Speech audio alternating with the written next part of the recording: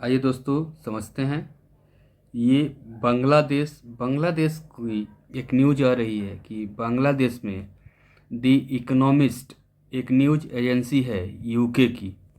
इसका कहना है कि बांग्लादेश को अभी इस एजेंसी ने कंट्री ऑफ द ईयर घोषित किया है। कंट्री ऑफ द ईयर घोषित करने का मतलब कि ये सर्वश्रेष्ठ देश घोषित किया गया है 2024 का। 2024 का कंट्री ऑफ द ईयर घोषित करने के पीछे पता नहीं क्या उद्देश्य है, ये हम आगे समझते हैं। कंट्री ऑफ द ईयर, इनका कहना है कि छात्रों ने यह शासन परिवर्तन कर दिया छात्र मिल के, जो कि ऐसा शासन परिवर्तन ये लोग किए हैं कि वेस्ट की इन्फ्लुएंस में अभी चल रहा है बांग्लादेश।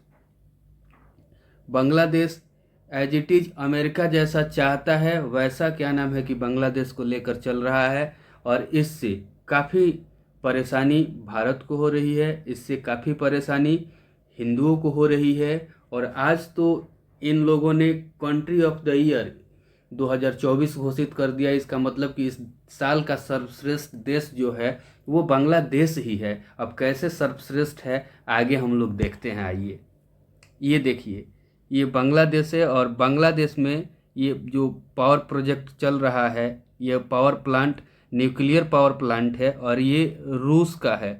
और ये रूस ने इसको स्टार्ट किया था यहाँ पे बांग्लादेश के साथ अनुबंध में।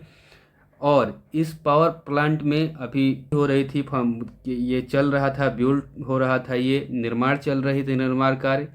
इसमें इस परियोजना में क्या नाम है कि परमाणु परियोजना को जांच शुरू कर दी गई है और इसको रोक दिया गया है। रूस भी इस प्रोजेक्ट को रोक के बैठा हुआ है अभी, और इसको रोक के बांग्लादेश ने इस पे जांच इसलिए चालू किया है कि शेख हसीना सरकार ने ये क्या नाम है कि परमाणु समझौता जो है, परमाणु प्रोजेक्ट स्टार्ट किया था, तो उन्होंने कुछ पैसों का गमन किया हो या कुछ मतलब कि इस तरह की बातें, मतलब कि भ्रष्टाचार किया है इन लोगों ने, तो उसकी जांच के लिए इन लोगों ने जांच शुरू की है। मोहम्मद यूनुस ये जब से सत्ता में आए हैं, अंतरिम सरकार के जब से ये हेड लीड किए गए हैं, जब से हेड बनाया गया है इन्हें, बांग्लादेश में हिंदुओं की किलिंग हो रही है। बांग्लादेश अपने आप को असुरक्षित महसूस कर रहे हैं। ये बांग्लादेश की रोड पे उनकी क्राउड जो भीड़ निकलती है आंदोलन के लिए, उनकी तस्वीरें हैं। आइए देखिए, stop attack on Hindu. Bangladesh की महिलाएं असुरक्षित है, जो हिंदू महिलाएं हैं। बांग्लादेश की जो भी वहाँ पॉपुलेशन हिंदू है वो सहमी हुई है, डरी हुई है, ताकि उनकी कभी भी किलिंग हो सकती है, उन पे कभी भी अटैक हो सकता है, कभी भी उनकी मंदिरों को तोड़ा जा सकता है। इसके पीछे कौन है? मोहम्मद यूनुस।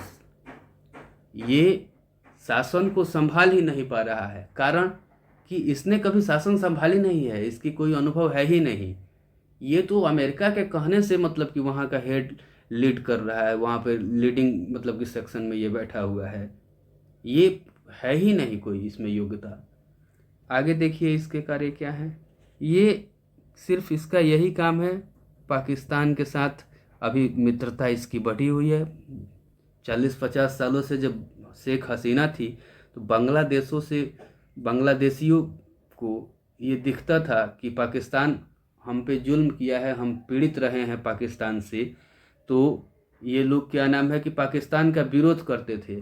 जैसे ही मोहम्मद यूनुस आए हैं, बांग्लादेश का प्यार उमड़ रहा है क्या नाम है पाकिस्तान के ऊपर, कि जैसे तैसे फिर से हम लोग क्या नाम है कि एक हो जाएं, कैसे भी मिलें, मिलिट्री अभ्यास करें एक साथ।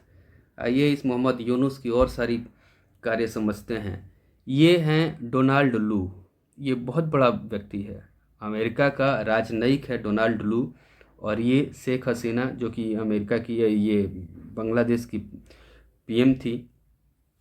इन्होंने किया क्या कि डोनाल्ड लू ने क्या किया कि शेख हसीना को बोला कि आप हमें एक मिलिट्री बेस के लिए जगह दीजिए, मिलिट्री बेस के लिए एक जगह दीजिए। शेख हसीना ने जब मना किया कि नहीं, मिलिट्री बेस के लिए बांग्लादेश में जगह नहीं देंगे, तो इन्होंने इनके सरकार को काउंटर किया, वहाँ पे धन मुहैया कराया और छात्रों से आंदोलन करा के, और इस व्यक्ति ने बांग्लादेश में सत्ता परिवर्तन ही कर दिया। जैसे ही सत्ता परिवर्तन हुआ डोनाल्ड लू और अमेरिका के कहने के चलते ये सत्ता परिवर्तन तो हो गई। डोनाल्ड लू ने क्या किया कि इस व्यक्ति को क्या नाम है बांग्लादेश का हेड बना दिया कि अब आप लीड करो मोहम्मद यूनुस को। शेख हसीना वहाँ से मिलिट्री उनकी भगा दी कि आप चले जाओ, 1 घंटे की टाइम है। वहाँ से वो निकली, भारत में आ गई। उसके बाद से अब यही पोपट देख रहा है। इसके पास कोई अनुभव नहीं है, राजनीतिक अनुभव। ये मतलब कि कोई काम ढंग से नहीं कर पा रहा है बांग्लादेश में। सिर्फ मुस्लिम को मजबूत करने की झांसा देकर उन्हें भी मजबूत नहीं कर रहा है। आज तो कई माह से कॉलेज स्कूल सब इसी तरह से, क्या जब बच्चे आंदोलन करेंगे तो तुम्हारे बच्चे पढ़ थोड़े रहे होंगे, उसमें मूर्ख बना रहे हो तुम। ये क्या नाम है कि चले जा आ रहा था। ये डोनाल्ड लू से ऐसा ही नहीं है कि किसी देश के विपक्ष या किसी देश के विरोधी डोनाल्ड लू से या अमेरिका के इन्फ्लुएंस में रहते हैं। अपने देश के भी कुछ लोग हैं। ये देखिए अपने क्या नाम है कि राहुल गांधी जी, वो इसके क्या नाम है कि करीब आसपास रहते हैं, इसके साथ मिले जुले रहते हैं। इनका भी कहना है कि भारत में भी ठीक से शासन नहीं चल रहा है। पता नहीं क्यों इनको कैसा लगता है, क्योंकि ये पीएम नहीं है ना, इसलिए इनको लगता है कि भारत में भी ठीक से शासन नहीं चल रहा है। अभी बाइडेन का शासन चल रहा है, जनवरी में ट्रम्प आएंगे। और ये जो है ये बाइडेन का आदमी है। ये डोनाल्ड लू बाइडेन का मतलब कि नियुक्त किया हुआ राजनयिक है। ये उन्हीं के कहने से चलता है। तो अभी ये जैसे ही परिवर्तित होंगे ये डोनाल्ड लू भी हटेगा, इसका भी काम खत्म होगा। आइए आगे देखते हैं। इसके बाद प्रेसिडेंट वहाँ हो जाएंगे डोनाल्ड ट्रम्प। ट्रम्प के आने से 2 फायदे मेजर होंगे। एक तो भारत के साथ मित्रता बढ़ेगी और हिंदुओं की किलिंग खत्म होगी। हिंदुओं पे जो भ्रष्टाचार वहाँ पे हो रहा है, हिंदुओं को जो मारा जा रहा है, हिंदुओं को जो टॉर्चर किया जा रहा है, वो ख़त्म होगा। दूसरे चीज़ बांग्लादेश में ये जो बैठे हुए हैं सरकार में, इनकी कार्यकाल ख़त्म होगी। ये चाहता नहीं है, ये चाहता नहीं है कि कार्यकाल ख़त्म हो मेरा। यहाँ पे इलेक्शन नहीं करा रहा है, सोचना ही नहीं है 2025 में तो इलेक्शन होगा ही नहीं। इसका ये कहना है। इसका ये कहना है मोहम्मद यूनुस का कि 2025 में इलेक्शन नहीं होगा, 26 में सोचा जाएगा कि इलेक्शन होगा कि नहीं होगा। लेकिन ट्रम्प के आने के बाद जनवरी में जैसे ट्रम्प आएंगे, हिंदुओं को राहत मिलेगी, इसका कार्यकाल ख़त्म होगा। और इसके बाद हो सकता है कि मैं भी ट्रम्प के आने के बाद शेख हसीना फिर से बांग्लादेश जाएं। और ये जेल के अंदर से ही हाथ जोड़े बैठा हुआ है कि ट्रम्प आएंगे तो मेरी कुछ भला हो सकती है। हालांकि देखिए इसकी कितनी भला होती है, लेकिन ये निश्चित है कि शेख हसीना को ये क्या नाम है बहुत जल्दी ही बांग्लादेश में अनुमति मिले और ट्रम्प के आने के बाद से बांग्लादेश जाएं